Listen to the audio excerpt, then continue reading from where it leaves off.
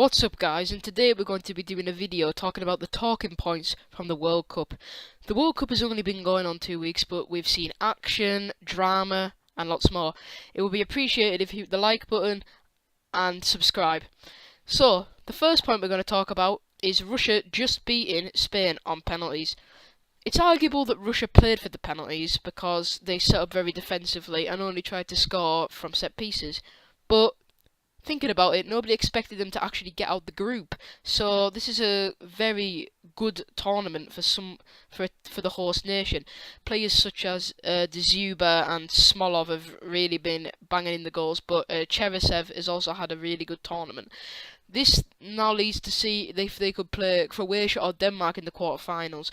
Then, depending on the way they play, this could be favourable for them, but if it's Croatia, I fancy Croatia to go through. But then, if England play well, they could face England in the semi-finals, and that's a really big opportunity for them, but England as well, depending on the way they're set up.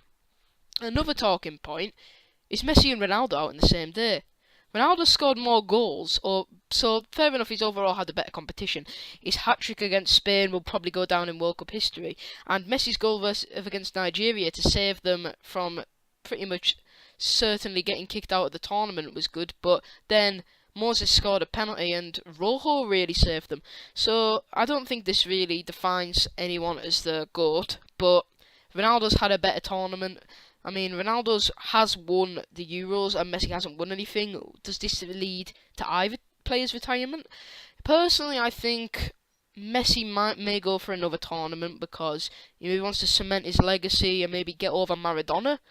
But I mean, Ronaldo's done it all really, but a World Cup would just seal it off. So I think both may have one more. But this leads to the question: Argentina's style of play and the players they're picking.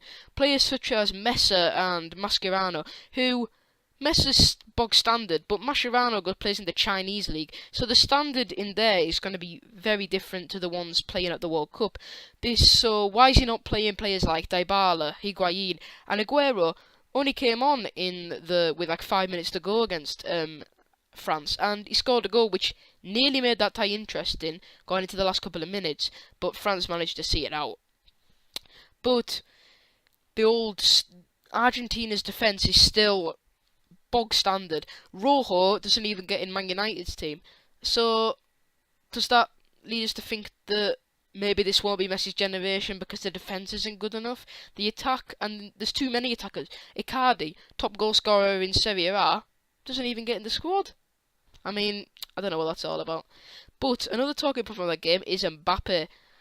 Well, he single-handedly won France to tie.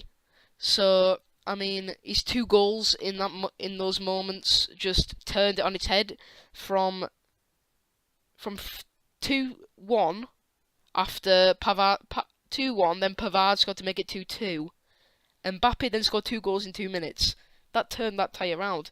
To think if it had stayed 3-2 and he hadn't scored that goal, Aguero then pops up with a late one and it goes to extra time, and anything can happen from there on.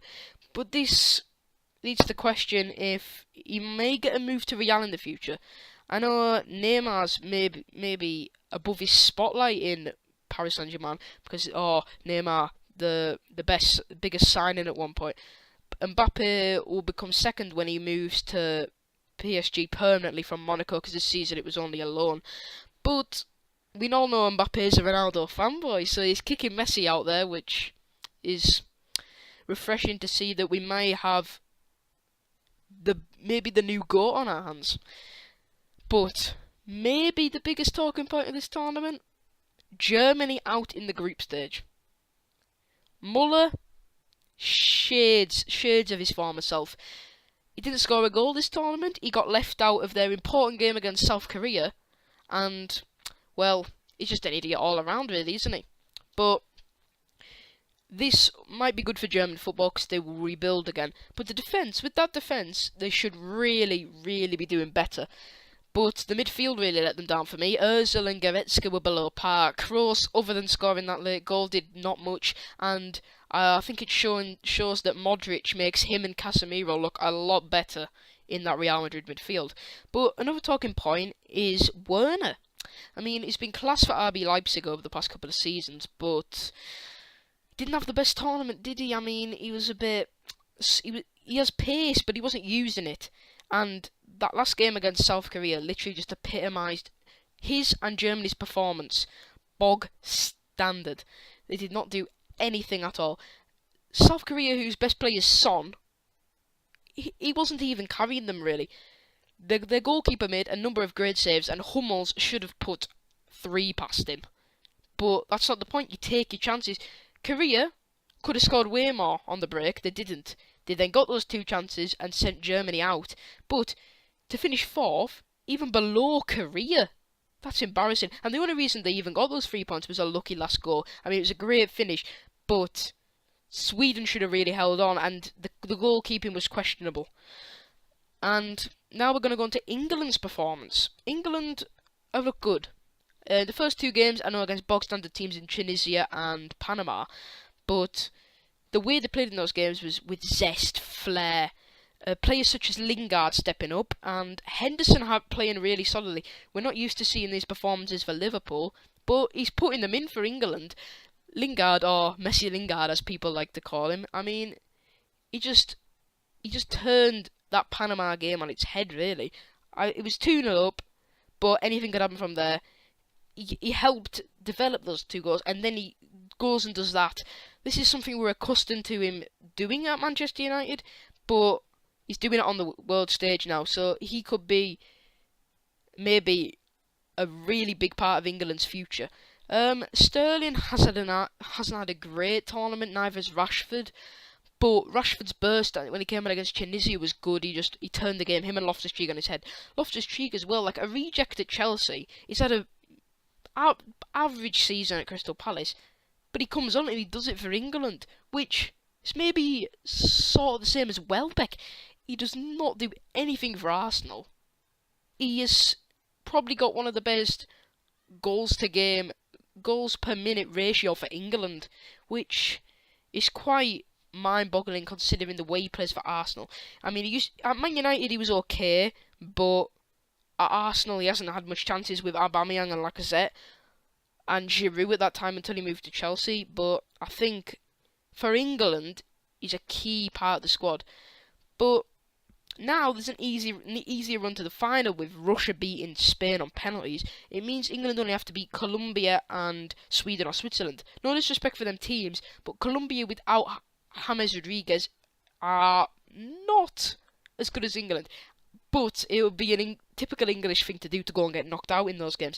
Sweden look like nothing without Zlatan, and really, when they were beating Mexico, they weren't class. They were okay, but Mexico's defending wasn't really good, which maybe puts them down. And considering they're going into a group game against going into a knockout game against Brazil, yeah, that might not be so good. But I think tips to win the World Cup will be France, Belgium, or Brazil. But France play Uruguay in the quarterfinals, but it could be Brazil versus Belgium in the quarterfinals, which is a World Cup final itself. It's Lukaku and Hazard and De Bruyne versus Neymar, Coutinho and Jesus. Jesus hasn't had the best of tournaments, but Neymar and Coutinho have turned up in aspects. Lukaku's had a banging tournament. Hazard's been good. De Bruyne, him and Hazard don't really work together, but De Bruyne needs to sit deeper and maybe be a bit more creative, do the nitty-gritty work. So, really, both teams are strong. France also looks strong with Matuidi bossing the midfield. Pogba against Argentina was class, but will he do it the next game? His form's been average for United all season, so that's arguable. But for me, I think the semi-final will be France against Belgium, because I think Belgium will beat Brazil, and then I think the semi-final for the other side will be Croatia-England. That'll be a big game, but I think England might snatch it, and then I think it'll be a Belgium-England final, and I can't call that because I need to see how England play and France play, or Belgium play. So, I tip Belgium. I think I just have to see how they play. But, to be honest, it's been a really good World Cup so far, considering 2014 was a bit hit and miss in areas. So that's the talking points from the World Cup so far. Thanks for watching, guys. It would be lovely if you could hit the subscribe button, turn notifications on, and like this video. Goodbye.